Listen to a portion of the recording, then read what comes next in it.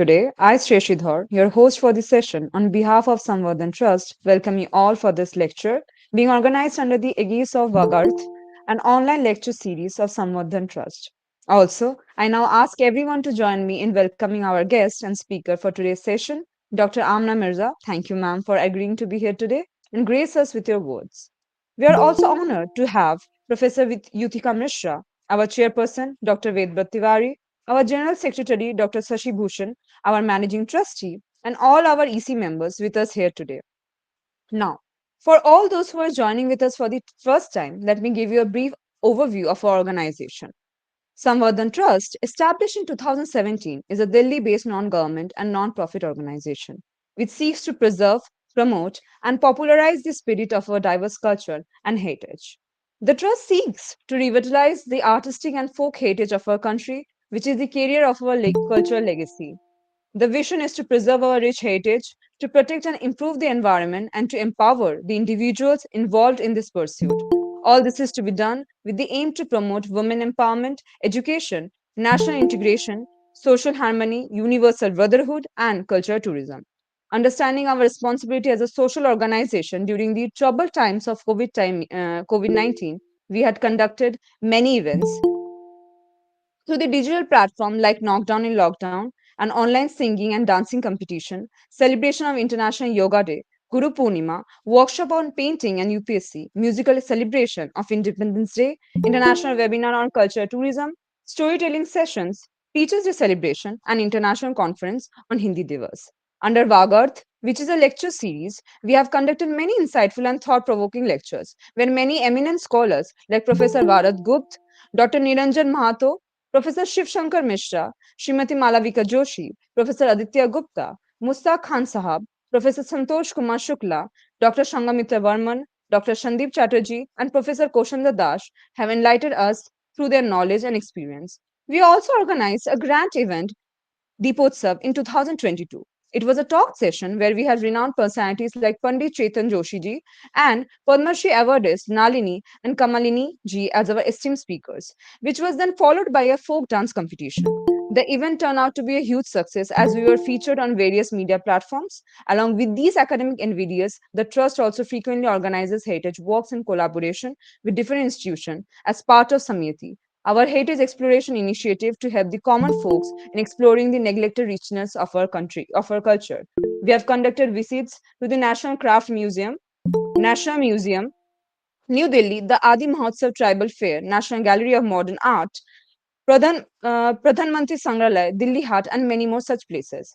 Since its inception in 2017, Samvardhan Trust has also organized various webinars, talk sessions, heritage walks, culture and academic activities in collaboration with various prestigious organizations such as Kendriya Hindi Nideshalaya, Ministry of Education, Government of India, Bharat Vidya Prayojana, IGNCA, Ministry of Culture, Government of India, Jamia Millia Islamia, Sri Lal Bahadur Shastri Rashtriya Sanskriti Vidyapeeth, PGDAV College Evening, University of Delhi, Kautilya International Foundation, and many other organizations as well.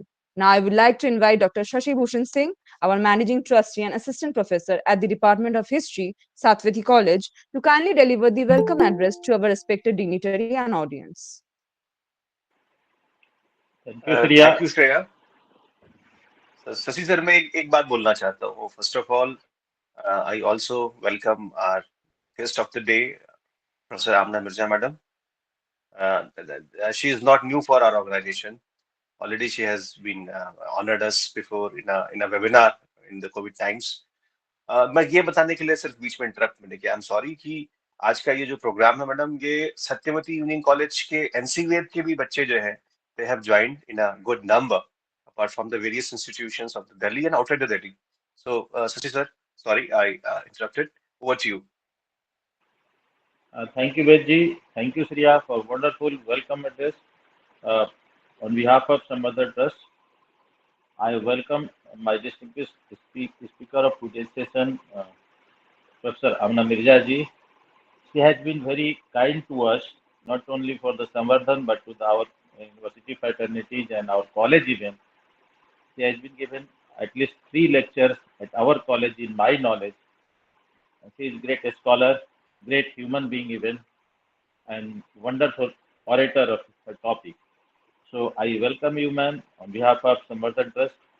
Uh, in a very brief introduction, though it has been placed by our introducer, Sriya, but I would say, ma'am, since 2017, sorry, my camera was off.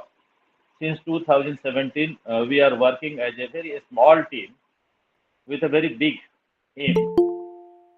Our aim is only to make an attempt to preserve, to promote, or to popularize our artifacts of our historical traditions, even some knowledge aspects or some related issues of the modern day's life, like today's topic, what you are going to deliver your address. So, as a Samvardhan Trust team, we are making very little efforts with great zeal and courage, and we wish that we will be very useful for our society and country in coming days. So, in this regard, today's lecture is planned by our uh, great friend and leader, Vedvat Tiwari ji, and it is his vision to invite you, man. So, when he suggested me that you are invited to address your lecture, I was too pleased because I have listened three, four times you at our college, even Satyavati College evening. So I again welcome you, man, formally on behalf of my our trust, Samvardhan. So please, man, आपका स्वागत है. Thank you so much for being here. Over to you, Shreya and man. Well, thank you so much, sir, for your kind words. Now, today's lecture, that is Constitution, Constitutionalism, and Culture, will be delivered by Dr. Amna Mirza. Ma'am, it's really good to have you here. Dr. Mirza, who is an academician, author, social entrepreneur, and creator of ideas, she is an associate professor at Shama Prasad Mukherjee College, University of Delhi, and a former associate professor at the Sarojini Naidu Center for Women's Studies, Jamia Millia Islamia. She has completed her bachelor's degree from St. Stephen's College, a master's degrees in political science from Hindu College, University of Delhi, an MPhil and PhD from the Department of Political Science, University of Delhi.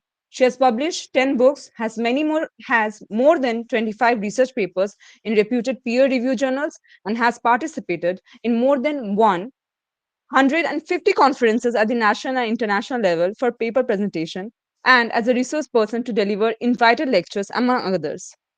She has patents awarded by the government of Australia and India, has supervised PhD candidates, pursued research projects, and contributed towards MOCs, among others. She has also pursued additional coursework from Harvard X. Her research areas include digital transformation, Industry 4.0, foreign affairs, digital society, international political economy, globalization, and international relations. Her academic initiatives have also taken her to University of Duisburg, Essen, Germany, and the University of Fribourg, that is Switzerland, among others.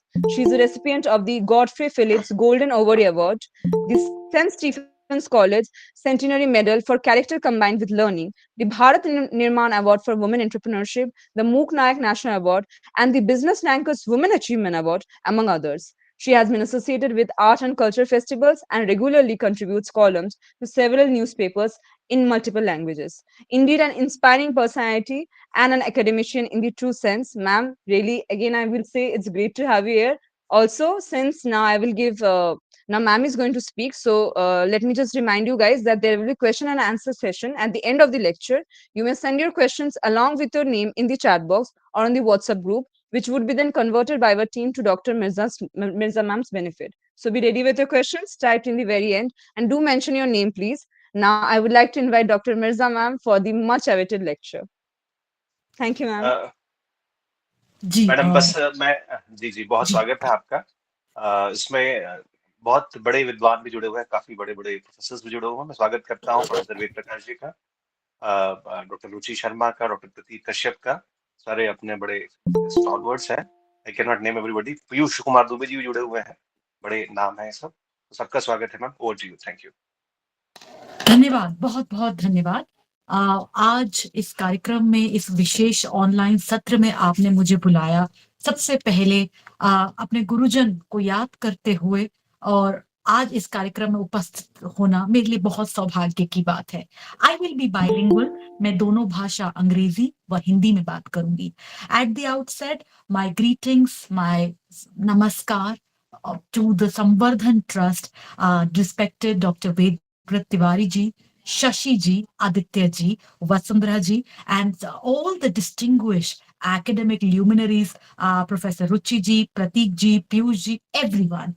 My greetings, good evening, namaskar to each and all. आज आपने मुझे यहाँ बुलाया, शुरुआत में सभी को स्नेहिल मेरा प्रणाम, नमस्कार, आदाब, सत श्री अकाल। आज का जो विषय है, जब मैं संवर्धन के गंतव्य को समझती हूँ, to preserve, to promote, to popularise, so आज जब मैं तरक्की, प्रोन्नति व लोकप्रियता की बात कर रही हूँ, so I thought let's bring a topic that tries to, decode a very important theoretical framework with the bigger message of everyday life, and that is constitution, constitutionalism and culture. मैं देख सकती हूँ आज इस वेबिनार में हमारे साथ हमारे श्यामा प्रसाद मुखर्जी कॉलेज के और जामिया मिलिया इस्लामिया के भी कुछ स्टूडेंट्स हमारे साथ शामिल हैं। आपका भी सबका सभी स्टूडेंट्स, सभी उपस्थित साथियों का स्वागत है। Please give me a moment, क्योंकि जब मैंने कहा कि मैं क्योंकि विषय बहुत जटिल है और बहुत सुंदर भी है। This is a very complex issue and a very beautiful issue, because the beauty of a civilisation lives in dialogue. किसी भी सभ्यता, किसी भी धरोहर को जब हम लोकप्रिय बनाने की बात करते हैं, तो उसमें संवाद एक महत्वपूर्ण भूमिका निभाता है। तो इस भूमिका में अपने विचार प्रस्तुत करते हुए मैंने एक पीपीटी भी बनाई है। Please give me a moment as I get the PPT rolling on. Just give me a moment, ताकि संवाद को एक बेहतर सुनिश्चित तरीके से करने के लिए can you see my PPT from the other handset. मैंने अपनी पीपीटी अपने दूसरे हैंडसेट से आप लोग के समक्ष रखी है, यदि वो आपको स्क्रीन पर दिख रही है। मैडम अभी तो नहीं दिख रही। Just give me a moment, एक मिनट।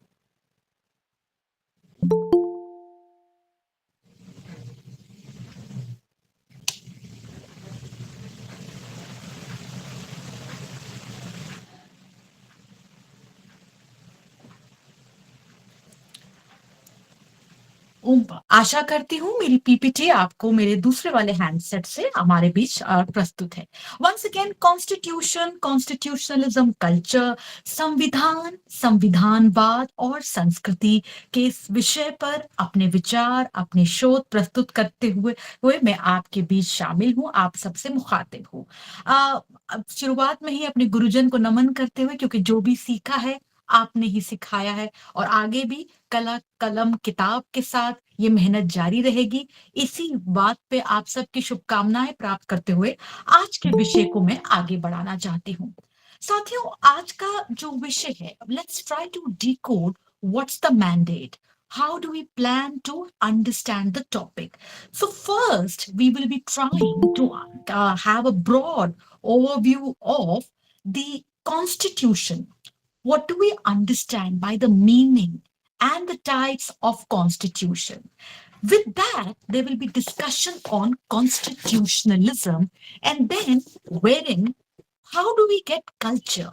हमारी संस्कृति संविधान और संविधानवाद के लिए किस प्रकार से महत्वपूर्ण है, और उसी के साथ आज के संदर्भ में, आज के हम सब के जीवन में, क्योंकि आज हम सब लोग एक बहुत महत्वपूर्ण समय में खड़े हैं, और वो महत्वपूर्ण समय है कि आपको और मुझे विकसित भारत में अपनी भागीदारी निभानी है, ताकि जो मेरी आने वाली पीढ़ियां हो वो सदा, क्योंकि शिक्षा जो है वो हमेशा ज्ञान और उन्नति की ओर लेकर जाती है। When we look at the bigger picture of Viksit Bharat, how does then the right coordination between constitution, constitutionalism, and culture become important? So as we decode this very important topic, it is again very significant to note that how any perspective demands a deeper interrogation, and this topic indeed presents something very unique. जी हाँ, जब मैं सबसे पहले शुरुआत करते हुए और आपके बीच बहुत ही सुंदर, बहुत महत्वपूर्ण 2 पंक्ति रखते हुए, मशहूर कवि हरिओम पवार, मूलतः उन्होंने बहुत वीर रस के आप कवि हैं, आपको मैं नमस्कार करती हूँ, नमन वंदन। और आपकी जो एक सुंदर प्रस्तुति है, बहुत ही मशहूर कविता, मैं भारत का संविधान हूँ, लाल किले से बोल रहा हूँ। यहीं से मैं आज के अपने इस व्याख्यान की शुरुआत करूँगी कि आप Dr. APJ Abdul Kalam ji, the 11th President of India, also known as the Missile Man of India, you said something very deep और आज उन शब्दों को दोहराने की फिर जरूरत है. That is, we are all born with a divine fire in us. Our effort should be to give this fire and fill the world with the glow of its goodness. तो जो दैविक शक्ति हम सब में है, हम सब के अंदर वो है, उसको हमें मेहनत के साथ, प्रयास के साथ जीवन में सदा कुछ अच्छा करने का भाव, जीवन में देश के लिए, अपने राष्ट्र के लिए बेहतरीन तरीके से काम करने का, उसकी चमक आगे बढ़ाना हम सब के लिए बहुत महत्वपूर्ण है. So when we begin with the assumption that we are all born with a divine fire in us, आप और मैं देव, हम सब में कुछ अनोखा है, हम सब में कुछ दैविक है. तो आज हमारे लिए फिर ये बहुत ही महत्वपूर्ण जिम्मेदारी बन जाती है, कर्तव्य है हमारा. It is our duty to spread the wings of goodness, to spread the light of wisdom, knowledge in national development. With that, let's decode. आम जन के लिए संविधान से हम क्या समझते हैं? संविधान के ऊपर काफी, and this also becomes important because recently we celebrated 75 years of Indian independence, and we are moving towards the important initiative of Viksit Bharat, that is transformational or transformation of the country into a developed nation in the centennial year of its independence. हमारी आजादी के शताब्दी वर्ष में 2047 में आप सब, आप और मैं, हम सब लोग संकल्प के साथ हैं कि हम एक विकसित भारत के साथ में अपना योगदान दे रहे हैं. Within that, we are also celebrating 75 years of the Constitution. So therein, Constitution, when we go by the legal terminology, यदि मैं विधि के अनुसार संविधान की परिभाषा समझने का प्रयास करूं, so it is about a set of laws that legally represent ideals of the state. वह कानून, वो नीतियां जो किसी भी राज्य के आदर्श को झलकाती हैं. A constitution, it's a fundamental law that govern how a state is run. Now, this becomes very important because we are looking at 3 important perspectives. Number 1, legality. हम पहले उसको विधि के रूप में समझ रहे हैं. Second, always remember, laws do not exist in isolation. कोई भी कानून साथियों कभी भी अलग अकेले नहीं होता. Laws are a byproduct of social processes. They are impacted by the voices of the people. कानून विधि सदा में जन महत्व बहुत महत्वपूर्ण है. And that's why Constitution, therefore, for any country, किसी भी राज्य के लिए संविधान केवल कोई कानूनी दस्तावेज नहीं होता. Constitution has always had a deeper meaning, and that deeper meaning it becomes important to understand. और यही कारण है कि जब हम संविधान को समझते हैं तो संस्कृति और संविधानवाद उसमें महत्वपूर्ण उपधारा है. Moving forward, so Constitution, it's like a basic design which deals with the structures and powers of government. किसी भी देश का संविधान एक बहुत ही मूल ढांचा होता है जो उसमें सत्ता का नियंत्रण और उसमें शक्तियों का नियंत्रण और एक मूल रूप हमारे बीच समक्ष प्रस्तुत करता है. At the outset, once again, I must tell you that we must, one thing that we all should always engage in, two things. Number one, comparative study of the constitution. एक देश के संविधान, एक देश के कानून को समझना and with respect to the other, ये तुलनात्मक परिपेक्ष हमें बहुत गहरी अच्छी जानकारी देता है. And we must always revisit. भारतीय परिपेक्ष में जब मैं बात कर रही हूँ, when I'm trying to decode in the topic in the bigger framework of Indian knowledge system, always try to go through the various debates of the constituent assembly. संविधान सभा में जो महत्वपूर्ण डिबेट्स हुई, और अभी ये सारी डिबेट्स को बहुत अच्छे तरीके से, अगर it has been digitalized also. So these debates, they give us the sense कि संविधान जो है वो किस प्रकार से मेरे राष्ट्र निर्माण में भी एक बहुत ही महत्वपूर्ण साधन है. संविधान की जब मैं बात कर रही हूं तो फिर मैं उसको केवल एक विधि परिपेक्ष तक सीमित नहीं रख सकती. Constitution as a basic design which deals with the structure and powers of the government can just therefore then be not just delimited to the legal apparatus only. So laws need to be understood in a richer sense. और जब मैं इस richer sense की बात करती हूं तो ये प्रक्रिया और ज्यादा अनुभव को और निखारती है. Because there are various types of constitution. विभिन्न प्रकार के संविधान हैं. Codified, uncodified, written, unwritten, flexible, inflexible के उसमें अमेंडमेंट प्रोसेस कैसा है, monarchical, republican, presidential, parliamentary, federal व यूनिटरी के किस प्रकार से केंद्र और राज्यों के बीच शक्तियों का समन्वय का वितरण व समन्वय है. Now, when we look at these typologies of constitutions, world over, there are various types of constitution. In the history too, there have been various examples of various models of constitution, and above all, various historical phenomenon have been involved with respect to drafting of the constitution. चाहे मैं Philadelphia convention का उदाहरण लूं या भारत में संविधान सभा की मैं बात करूं, संविधान में जो बनाने की प्रणाली रही है और उससे जुड़े जो विचार रहे हैं वो सदा महत्वपूर्ण होते हैं. Ideas that go into drafting any kind of constitution, it could be presidential, it could be parliamentary, federal to unitary.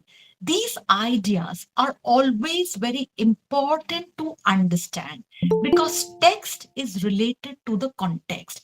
कोई भी दस्तावेज, कोई भी विधि, उसका पृष्ठभूमि से बहुत गहरा संबंध होता है. And because laws should always be appreciative of reality, that's why संविधान में बदलाव की भी, संशोधन का भी एक महत्वपूर्ण भाग है. So when I look at the typologies of constitutions, there is this sense that constitutions always reflect the social framework. And this is why it becomes important to look at constitution in the bigger framework. So with that, we'll be moving to the second part of the discourse. तो पहले भाग में हमने ये जाना कि किस प्रकार से संविधान महत्वपूर्ण है. संविधान विभिन्न प्रकार के हैं, और जब मैं संविधान की महत्वता की बात कर रही हूं, यहाँ पर हमें समझना है कि किस प्रकार से जो हमारा संविधान है, Constitution of any country, it's a significant document, and it is being a significant document. Again, it cannot be just reduced to the as a supreme law. It establishes a framework. It grants our rights, but it is within, therefore, very important that as it is seeking to regulate the relationship between institutions, क्योंकि संस्थाओं के बीच आप शक्ति को नियंत्रण की बात कर रहे हो, आपको उसको एक गहराई में देखना होगा. एंड क्योंकि मैं गहराई की बात कर रही हूं, फिर संविधानवाद, the richer sense, becomes important. And with this, I move towards the second part, constitutionalism. As I said that when we look at framing of or drafting of the constitution for any country. तो तुलनात्मक दो विचार मैं आपके बीच रखूंगी, थोड़ा सा Philadelphia convention से और थोड़ा सा संविधान सभा से, जो मैंने आज के व्याख्यान के कुछ शोध में जो अपनी पढ़ाई का शोध सहित पढ़ाई करी है आपके साथ में साझा करूंगी. So while I was doing the research for this topic, constitutionalism, it's about looking at the legal supreme law in the bigger framework. Allow me to revisit, इसके साथ ही हम थोड़ा सा जॉर्ज वॉशिंगटन की विचार पर जाते हैं, जहां पर जब संविधान जब हम बात कर रहे हैं, जॉर्ज वॉशिंगटन जब अमेरिका का संविधान बनाया जा रहा है, और उस समय एक बहुत महत्वपूर्ण बात आप कर रहे हैं, he was unanimously elected president of the constitutional convention Philadelphia में 1787 की ये बात है. और आपने उसी में एक बहुत महत्वपूर्ण बात रखी, that is the constitution is the guide which I will never abandon.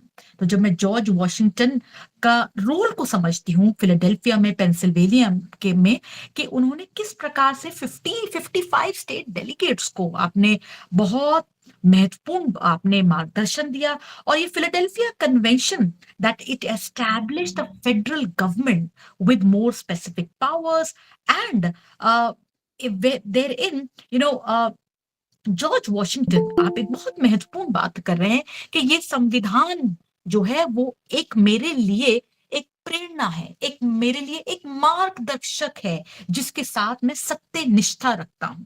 अब now this becomes very important कि जब हम किसी के साथ सत्य निष्ठा रखते हैं तो जो उसके साथ जुड़ा हुआ यथार्थ है वो बहुत महत्वपूर्ण बन जाता है. When we look at courts every day, the constitution, the laws are being reinterpreted, are being reanalyzed. सब जब हम courts में आजकल तो because legal, you and I are there in the world of technology. Technology ने जीवन को बहुत परिवर्तित कर दिया है, and therein law is also witnessing the impact, and an important impact of that is how today, with the legal proceedings being live, one can get the sense that how our laws and the various processes therein are being reinterpreted each day.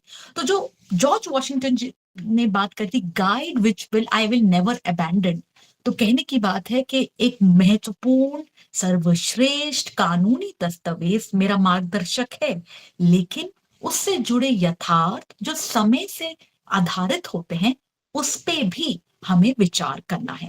The next perspective, again, when you look at the most important role of Dr. Bhimrao Baba Sahab Ambedkar in the Constituent Assembly, and वहां पर जब एक विचार आया कि constitution क्या केवल एक कानूनी स्तर तक सीमित है, his ideas that the Constitution is not a mere lawyer's document. It is a vehicle of life, and its spirit is always the spirit of age.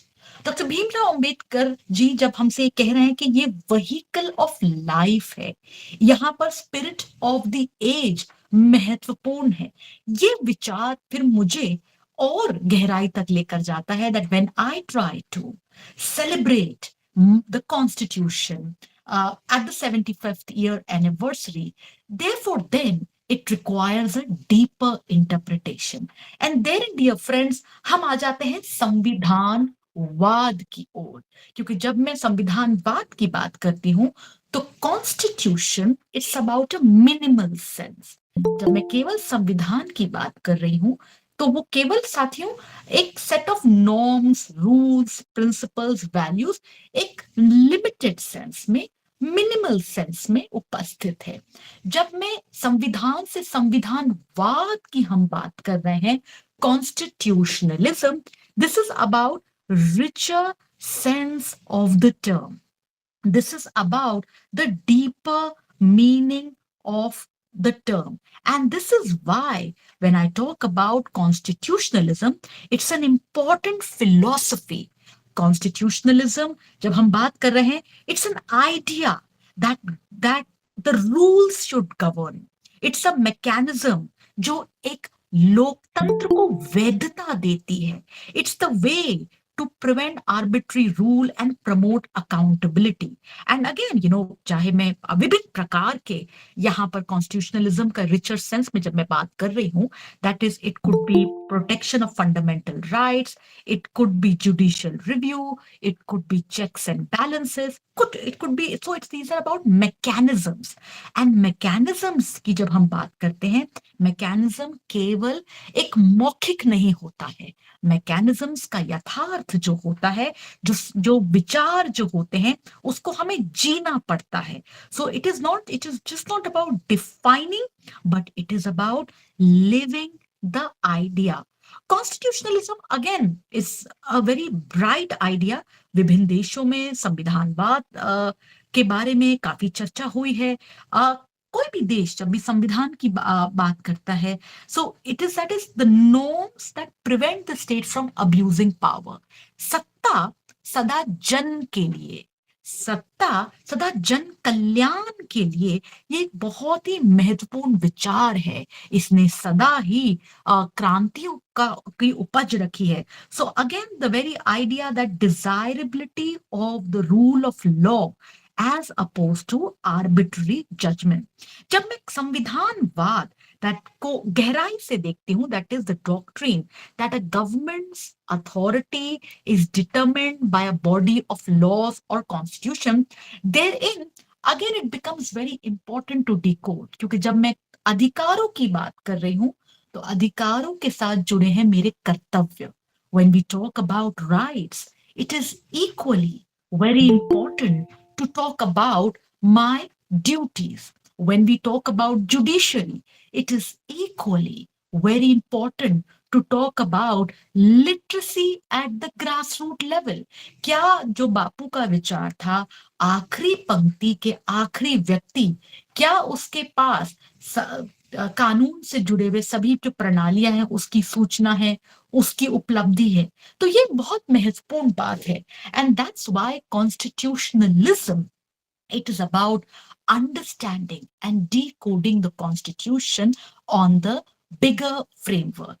थोड़ा सा अब मैं कल्चर की ओर आना चाहूंगी, मेरे व्याख्यान का तीसरा भाग। और कल्चर, संस्कृति पर आने से पहले, क्योंकि लैंगिक विषय मैं बहुत नारी महिला विषय पे बहुत काम करती हूँ।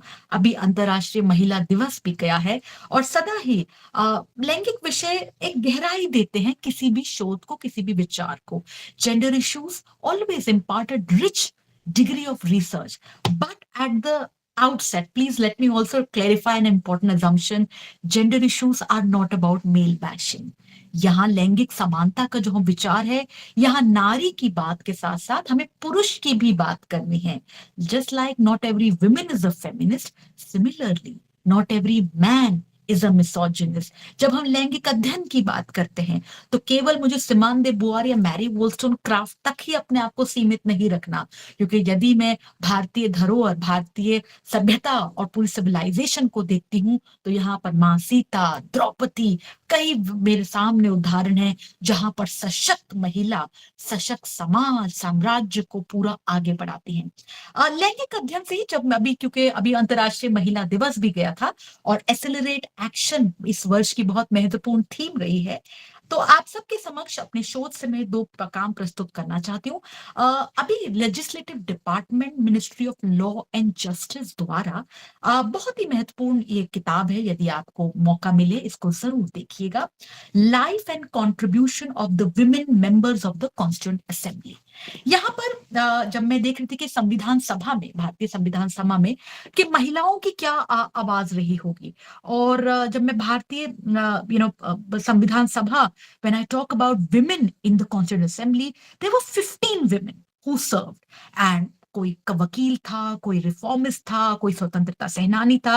वंस अगेन, चाहे मैं दुर्गाबाई देशमुख जी की बात करूं, चाहे बेगम अजीज रसूल जी की बात करूं, सुचित्रा कृपलानी जी की बात करूं, या दक्षायनी जी की बात करूं, सबको मेरा विनम्र नमन। और आज जब मैं एनी मास्कारानी जी के विचार आपके बीच रखूंगी, और उन्होंने बड़ी गहरी बात करी है। Allow me to quote it for you.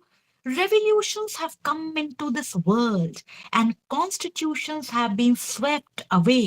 by the tide of emotions that generated by the times, like that in Germany, France, and that in Russia, and like in China. But we are a singular race that has stood foreign domination, struggled for centuries, and survived by dint of soul stirring sacrifice without subverting the substructure of national solidarity. We built a beautiful edifice of democratic structure that we stand before the world colossal. तो जब हम यहाँ पर देख रहे हैं कि any मैस्करेने जी किस प्रकार से बात कर रही हैं कि हमारी जो धरोहर है, हमारी जो सिविलाइजेशन है, वो बहुत गहरी है। हमारी एकता, हमारी अखंडता जो है, उसी ने ही हमें हर विपरीत परिस्थिति में, हर परिस्थिति में हमें बहुत मजबूती से सशक्त बनाया।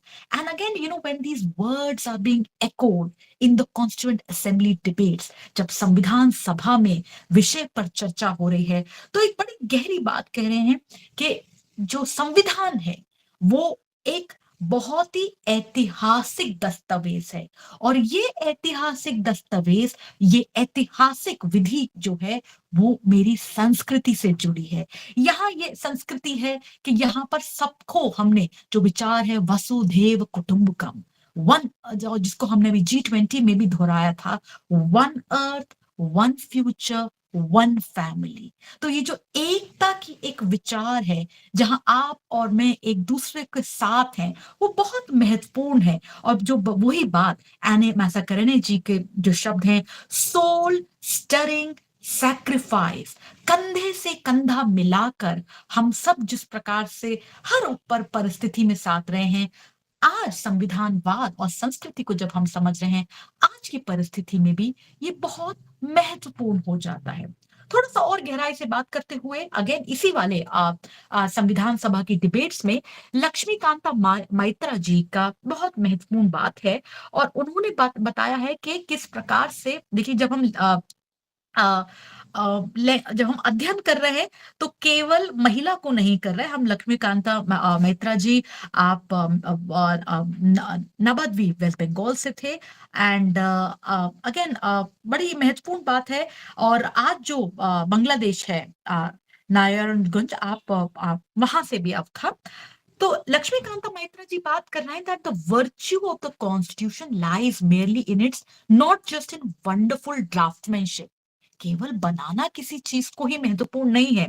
No doubt they are important in their own way, but the success of democracy in a country depends upon the joint collective endeavor of all concerned.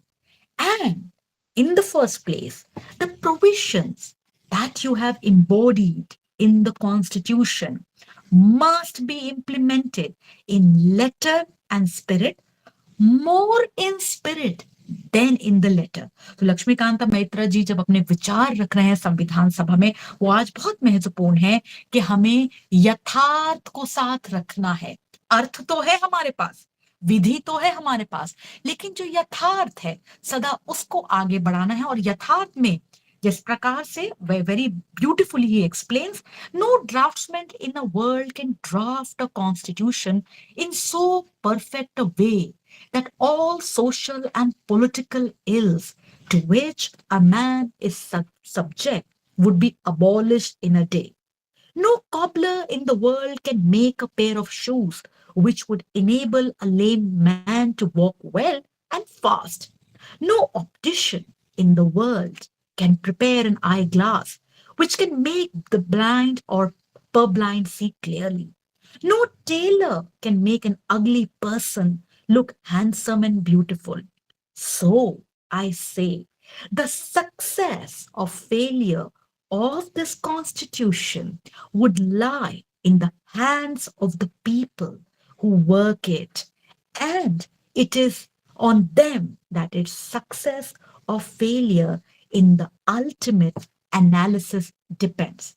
And once again, these are the words of Lakshmi Kanta Maitra ji, read from the life and contributions of women members of the Constituent Assembly, Legislative Department, Ministry of Law and Justice. It is all available digitally also. So with this, summing up, that culture is very important for development of any nation. It is about set of shared attitudes, values, goals, practices. मेरी जो संस्कृति है वो बहुत महत्वपूर्ण है, और यह संस्कृति जो है वो एक दिन की बात नहीं है, वो बहुत लंबे समय की एक उपज है। ये एक सामूहिक धरोहर है।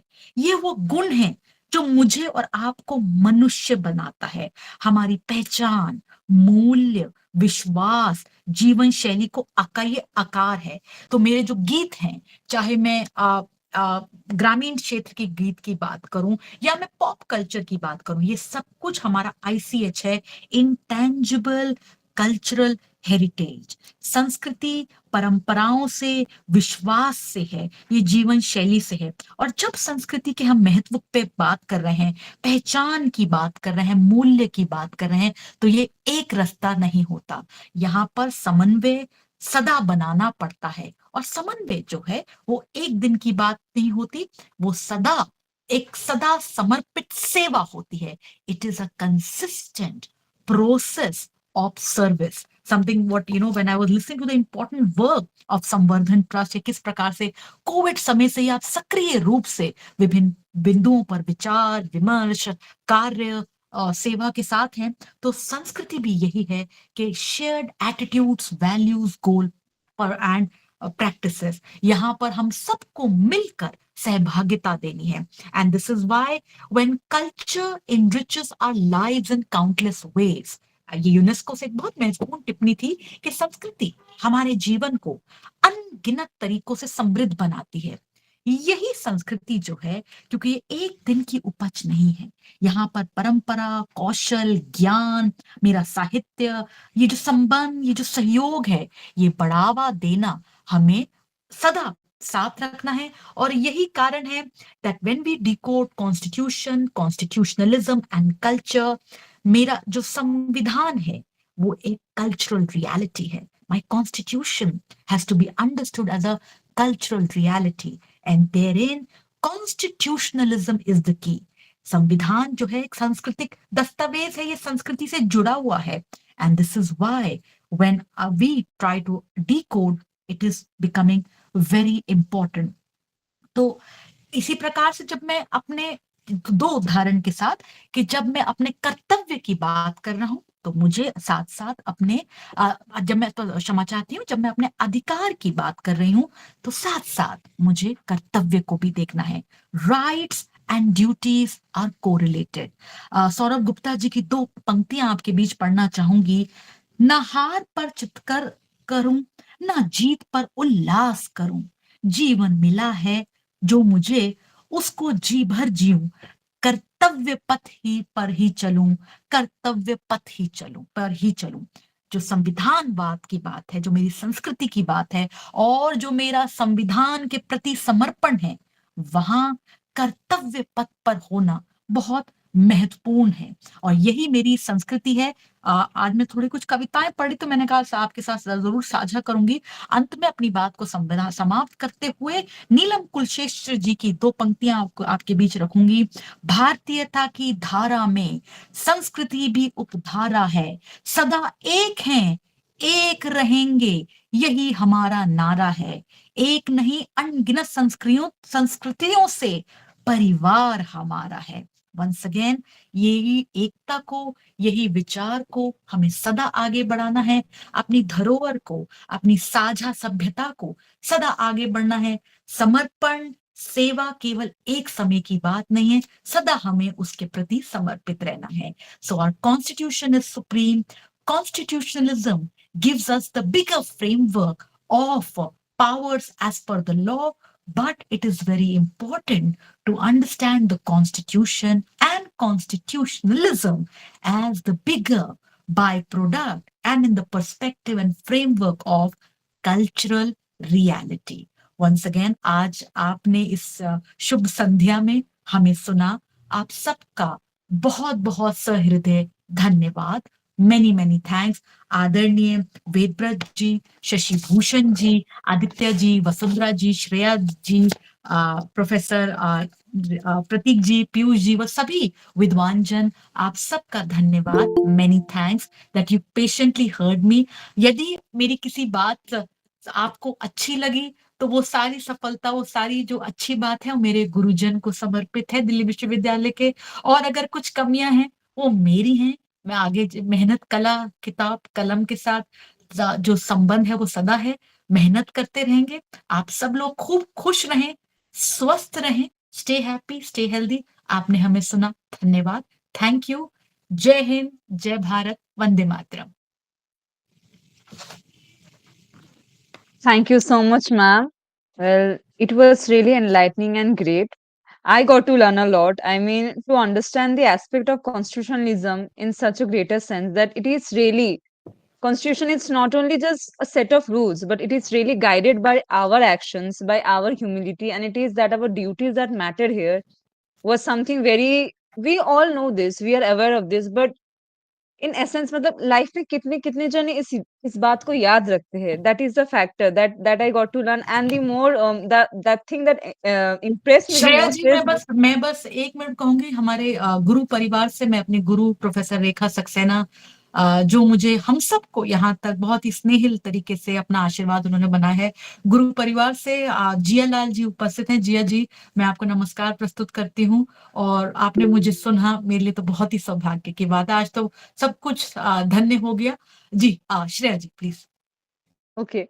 So as I was saying that it was really enlightening and I would say the most important factor that really impressed me was that to understand that this in our generation, in our culture, really means a lot. It is very important that we do understand this aspect. And with Notion, I would like to address all the questions that have been presented today. So, first question is by Bhumishka. Her question is: Today, feminism has become the most misunderstood word. People confuse feminism for matriarchy.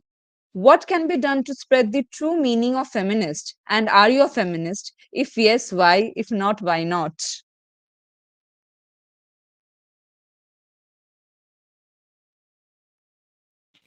Shreya ji, can you hear me? मुझे क्या आप Yes, soon? I, या जी, जी, जी, जी। एक बहुत ही जो सवाल है भूमिष्का का, एक बार आप दोहरा देंगे इसको दोबारा, because I lost the connection. एक जी, जी, जी, बिल्कुल मैम, जी, बिल्कुल।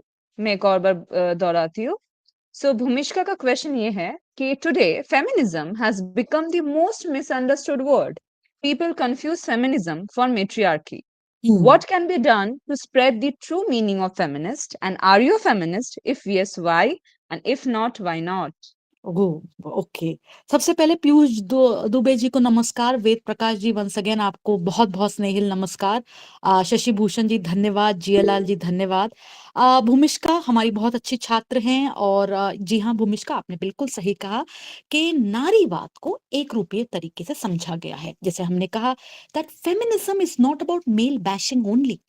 Feminism, it's a call for respect for equality, समानता का रास्ता, विविधता को सम्मान देने का रास्ता हमेशा कभी एक रूपीय नहीं होता। And that's why, for example, अगर हम फेमिनिज्म में कह रहे हैं कि नहीं, महिला कैन नॉट बी जस्ट आप महिला को केवल एक डोमेस्टिक हेल्प के रूप में नहीं, या घर में घरेलू स्तर पर ही आप नहीं देख सकते, तो भूमिष्का फिर यह भी अनिवार्य है कि पुरुष को आप केवल ब्रेड अर्नर के रूप में नहीं देख सकते।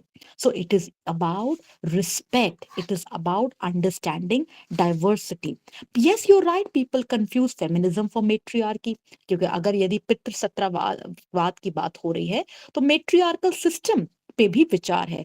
So it is again भूमिष्का, the way out to spread the true meaning of feminist is that it is important to be sensitive towards the issue. For example, अगर मैं कलेक्टिव एक्शन, एक्सेलरेट एक्शन की बात कर रही हूँ, क्या वो accelerate action केवल भूमिष्का या श्रेया अकेले लेकर आएंगे? नो, कलेक्टिव एक्शन, एक कलेक्टिव एक्सेलरेट एक्शन एक कलेक्टिव प्रोग्रेस की बात है, साझा प्रगति की बात है। और साझा तरक्की तब होगी जब सोनू जी, जियालाल जी, वेदब्रत जी, हर्ष जी, सभी साथ होंगे। तो फेमिनिज्म मेल बैशिंग नहीं है। और जो आपने बड़ा दो टूक सवाल पूछा है, आर यू अ फेमिनिस्ट? भूमिष्का, मैं पूरी ईमानदारी के साथ हमेशा एक बात कहती हूँ कि जो फेमिनिज्म शब्द है, ये थोड़ा असहज बन जाता है।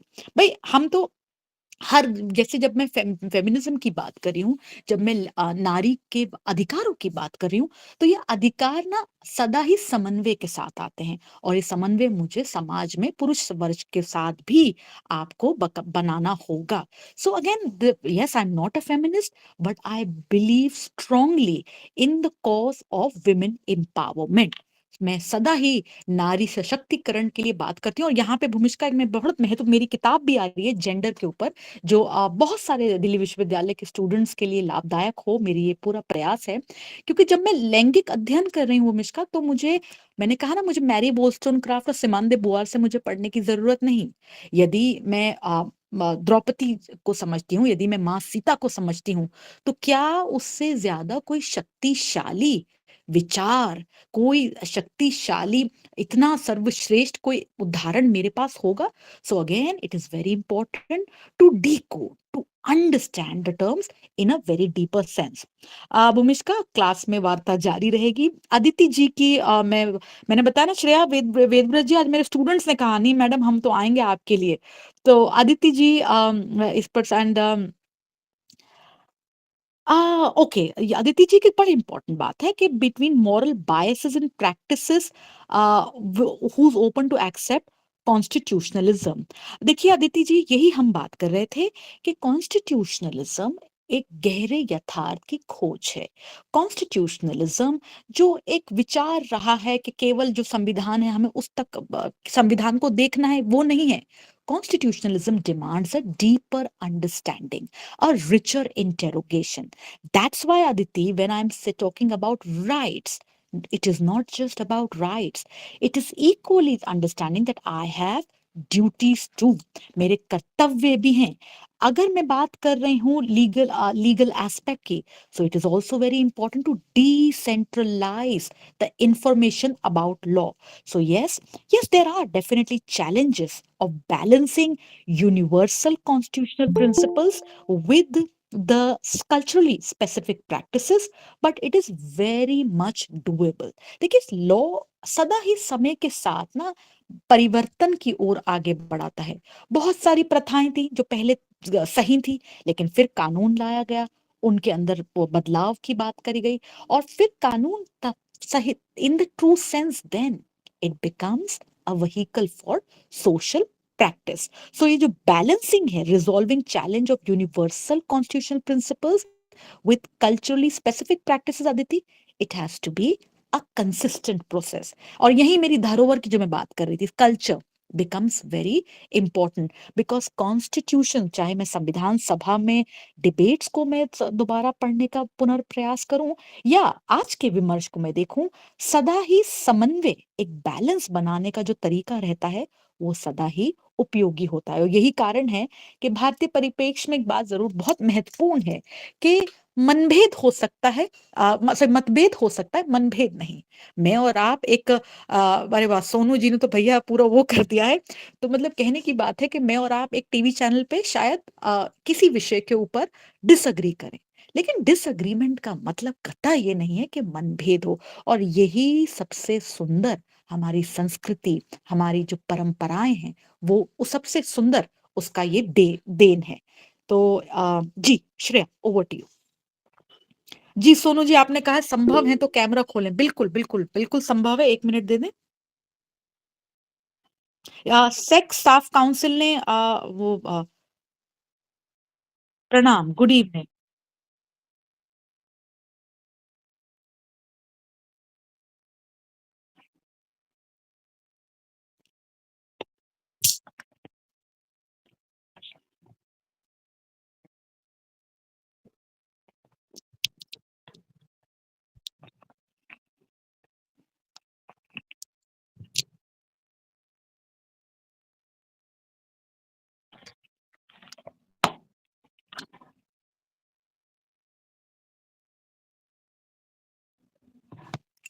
A very important question, I must say. Because see, can I get your name? दोबारा एक बार आपका साथ ही नाम मिल जाए तो अच्छा लगेगा सुन। आदित्य। आदित्य, आपका बहुत ही महत्वपूर्ण आपने बात रखी है।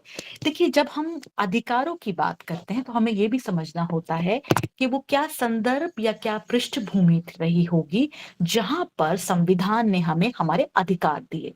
चाहे मैं दर्शन की ओर जाऊं, दर्शन में for example Hobbes, Locke, Rousseau व अन्य विचारकों को पढ़ूं, तो परिस्थिति को पढ़ना एक बहुत महत्वपूर्ण बात है। When, yes, of course, there's an important debate that the constitution gives rights. From the other hand, there's this elaborate description from article 12 till article 36, 35 that I'm told about my rights, but equally there is a criticism that the rights are being taken from the other hand. Aditya, rights always exist in a context. It is never a one-way process, and this is why, because the supreme perspective for any country is that of national interest. किसी भी देश के लिए उसकी राष्ट्रीय हित सबसे महत्वपूर्ण होता है, और यह राष्ट्रीय हित बहुत बहुआयामीय होता है, जहां पर एकता, अखंडता बहुत महत्वपूर्ण है।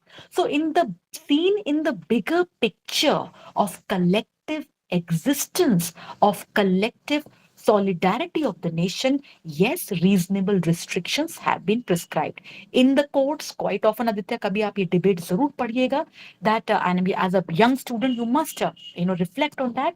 Yes, in the courts too there have been important remarks that have been made with respect to revisiting reasonable restrictions, and there is a rationality to it. एक तर्क है कि कहीं ना कहीं राष्ट्र सबसे सर्वश्रेष्ठ है, और क्योंकि राष्ट्र सबसे सर्वश्रेष्ठ है तो इसलिए रीजनेबल रिस्ट्रिक्शन अधिकारों में है। Having said so, Aditya, I would always say, when we are aware of the reasonable restrictions, we become more sensitive and sensible towards our rights. जब मुझे पता है उस अधिकार की कीमत, तो फिर मैं उसको और ज्यादा तरीके से अच्छा निभाता हूं। So therefore, reasonable restrictions are there in the bigger picture of national interest, and in the sense of human rationality too. The courts have observed the same thing, that yes, they are justified, because see, when you have too much unlimited freedom, does the idea of freedom, will that be cherished to you? No.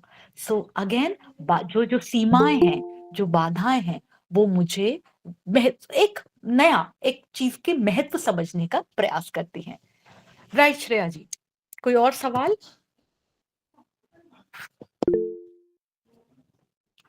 Amrita ji का एक सवाल है, यदि Shreya, if I can take, Amrita ji का एक सवाल है। Definitely, And definitely. Amrita Yes, ji is please. talking about comparative study of constitutions of different countries. How is the Indian constitution and different from others, and how? Oh, very good, Amrita. That Indian culture and Indian knowledge system उसे किस प्रकार से impact करता है? See, Amrita, no doubt when I talk about various constitutions of the world, and when I'm trying to look at in the Indian framework, Amrita, एक विचार रहा है कि संविधान जो है, it tried to get best from all. And when the constitution is trying to get best from all, we have to see that what were the perspectives. For example, there were features from Britain, Canada, America, Ireland, Soviet Union, Germany. काफी हैं। Britain से parliamentary system, Canada से federal system, Ireland से directive principles of state policy, amongst others. So again, Amrita, that shows that how deft, कितनी गहराई में संविधान सभा में प्रयास हुआ कि परिस्थितियों को देखते हुए, क्योंकि देखिए, विभाजन इतने लंबे आजादी के संघर्ष के बाद विभाजन हो गया था। विभाजन के कारण आम जन के ऊपर काफी ज्यादा नुकसान हुआ था। So in that aspect, yes, the Indian constitution was created through a process of selective adaptation. तो एक बड़ा महत्वपूर्ण बात थी, हमने ब्लाइंड बोरोइंग नहीं करी कि केवल उसको देखा और अपनाया, एक सेलेक्टिव अडेप्टेशन करा। And therefore, when I try to get the bigger Indian knowledge system there, there, when you read through the debates, the framers of the constitution did attempt to combine traditional Indian values with the bigger changes of the West with the bigger examples from the West. So no doubt, the Constitution of India is, it's a detailed constitution of the world. American constitution में केवल 7 articles हैं। तो ये आप समझिए, हमने Australia के संविधान में कितने आर्टिकल हैं? केवल 128। लेकिन हमारा कॉन्स्टिट्यूशन वहां पे 395 आर्टिकल्स हैं और अब तो 448 तक आ गए हैं। So it is unique in content and spirit. So Amrita, what makes it unique in content and spirit? हमारा भारतीय संस्कृति, हमारी भारतीयता। So I hope Amrita, I hope I have made myself clear. Shreya, over to you once again. और मैं देख Thank सकती you. हूँ कि रात्रि के 9 बजने वाले हैं और आज भी इतने सारे सुंदर सवाल हैं। तो वेदव्रत जी, आपने तो आज ज्ञान की धारा पूरा वो कर दिया है अब जी। मैडम 9 बज गए इसलिए अब सवाल और नहीं लेंगे श्रेया। हाँ, वो है। प्लीज सब। Thank you so much, ma'am. Well, I feel like there are no more questions anymore. So again, I would like to invite Aditya Nair, who, as he said, that is the supervisor of Samvardhan Trust and a master student, to kindly deliver the vote of thanks. Good evening, everyone. Once again, I hope I'm audible. I'm terribly sorry that I can't turn on my camera as I seem to be having some trouble with it, so I would have to do this vote of thanks in this invisible manner only. First of all, I would like to thank foremost Dr. Anna Mirza. Thank you, ma'am, for accepting our invitation to deliver this lecture, and indeed, what a lecture it was. Thank you for familiarizing us with the heuristic and theoretical devices needed to navigate through the constitution that we have and to understand the key concepts of it. Thank you, ma'am, once again for familiarizing us with the debates on constitutionalism and how we seem to grasp it through the lecture that you have given today. And I hope that we carry what we have learned today, the tenets of it, with us wherever we go in our fields that we endeavor in. So thank you again, ma'am, for this interesting lecture. I would also like to thank Vedya sir, Shashi sir, for the wonderful address. And other than that, I would also like to thank Ved Prakash sir, Yutika ma'am, Jyotsana ma'am, Piyush sir for joining in and just adding to the session on with their presence. Thank you so much once again to all the EC members as well. I'm terribly sorry if I'm missing out on someone, but again, a ton of gratitude to all. I would also like to thank the members of Samvardhan Trust who helped me in organizing this very particular lecture. First of all, a ton of gratitude to Shreyasri for hosting this session and the beautiful moderation that she engaged in. I would also like to thank Sumit for the poster and the entirety of the DNP work that went into the lecture. Thank you so much. And other than that, I would also like to thank all the other members who contributed in the promotion and marketing for this particular event. At last, I would also like to thank the audience for patiently listening, joining in at this hour of the evening, and also maintaining the decorum throughout the session. Thank you all once again. I hope you all have a nice day and see you again in the next lecture. Uh, this audience to like and subscribe our social media as well as please inform us. Sure, sir. We are moving into it. But then some the e-magazine also we can invite. Yeah, okay. Just one thing I would like to add on. You can all visit our Instagram page where you may find the link and post to the inaugural edition of our magazine Samvardhan Samvad, which we had launched just last week. So please do check into it. I hope you like it. We as an organization have put in a lot of efforts into the content that went into it and also to the design. So please do tune in and check it out and share your views with us on the post in the comment section. And also, for those who would like to volunteer and be a part of our organization, you can send us an email at samvardhantrustnj@gmail.com. It will also be shared in the WhatsApp group for the speaker session. And you may go and visit our website and check our social media handles for staying in up to date for the upcoming sessions that we will be having. Thank you.